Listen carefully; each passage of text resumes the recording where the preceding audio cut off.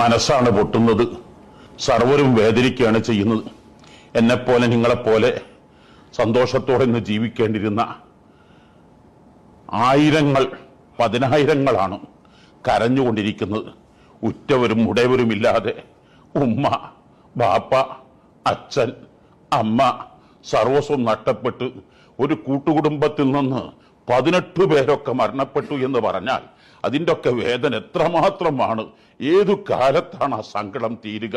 അവരുടെ ഒക്കെ കാര്യത്തിൽ കേരളം ഒത്തൊരുമിച്ചുകൊണ്ട് പ്രവർത്തിക്കുക. കഴിഞ്ഞ ദിവസം അർജുന് ഒരു പ്രയാസം വിഷമം വന്നപ്പോൾ അത് നമ്മുടെ എല്ലാവരുടെയും പ്രാർത്ഥനകൾ, എല്ലാവരുടെയും ചിന്തകളിൽ, എല്ലാവരുടെയും മനസ്സുകൾ അർജുൻ നിറഞ്ഞു നിന്നു. ഇതാണ് കേരളത്തിന്റെ പാരമ്പര്യം.